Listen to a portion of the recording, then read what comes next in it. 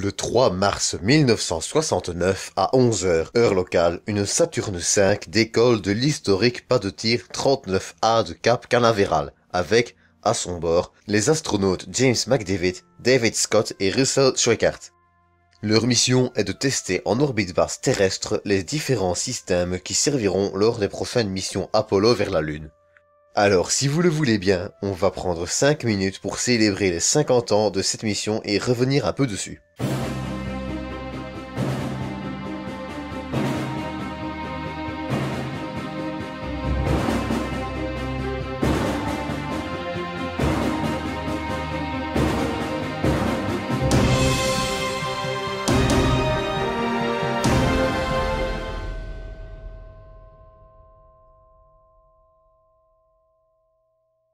Avant de commencer l'épisode, j'aimerais juste vous inviter à le partager à fond, le liker, commenter et à vous abonner.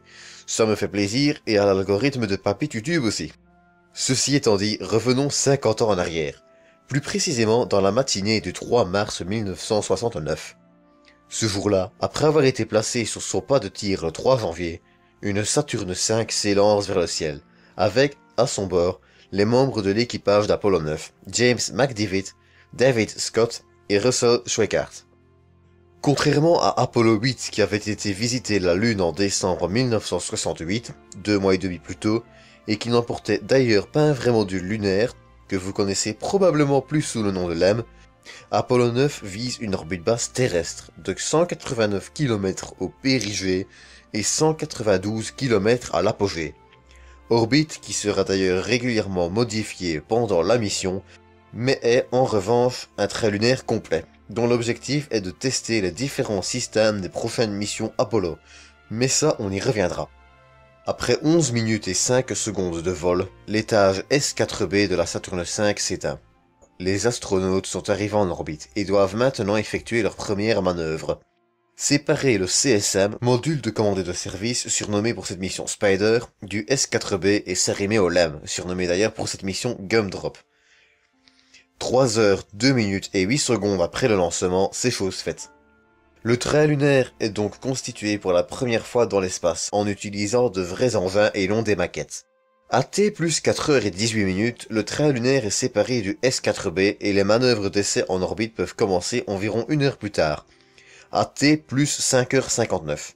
Heure où le SPS pour Service Propulsion System, le moteur du module de service, que vous voyez ici, est allumé pendant 5,1 secondes afin de rehausser l'orbite à 234 par 200 km. Je ne vais pas plus détailler les orbites car celles-ci seront amenées à changer régulièrement pendant la mission. La liste complète se trouve sur Wikipédia en source dans la description.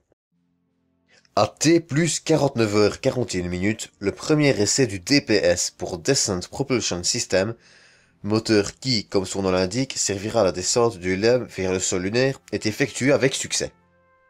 Un cinquième essai du SPS aura lieu à T plus 54 heures et 26 minutes, avant la séparation du LEM, avec McDivitt et Schweickart à son bord, et du module de commande, à bord duquel reste David Scott à T plus 92 heures 39 minutes. Après de nombreuses manœuvres visant à éloigner le LEM à 178 km du module de service à l'aide du module de descente, le LEM reviendra ensuite s'arrimer au module de service avec les moteurs qui lui serviront durant les prochaines missions pendant ce retour depuis le sol lunaire, vers le module de commande qui restera en orbite lunaire. Mais il n'y aura pas que les essais du LEM et du module de service qui auront lieu.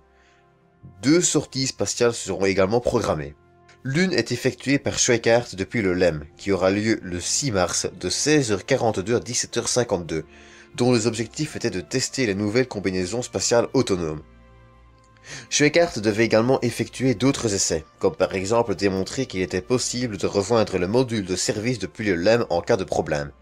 Mais Schweickart souffrant du mal de l'espace, mal qui touche quand même en moyenne un astronaute sur 2, la sortie sera raccourcie.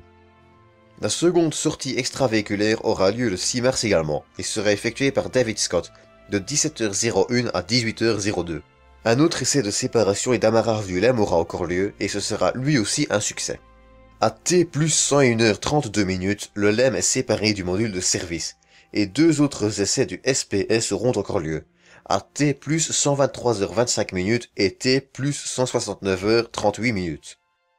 Pour clôturer la mission, la manœuvre de désorbitation aura lieu à T plus 240 heures et 31 minutes, manœuvre qui sera d'ailleurs délayée de l'équivalent d'une orbite pour raison de mauvaises conditions au point d'amérissage prévu.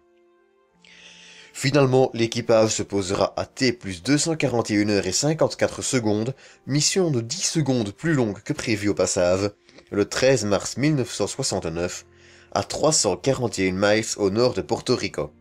Et Apollo 9 sera un total succès, ouvrant la voie à Apollo 10 qui aura lieu en mai 1969, puis Apollo 11 en juillet 1969. Mais ça, ce sera le sujet d'autres épisodes. D'ici là, j'espère que vous aurez apprécié cet épisode. Quant à moi, je vous dis à la semaine prochaine pour un nouveau 5 minutes pour parler.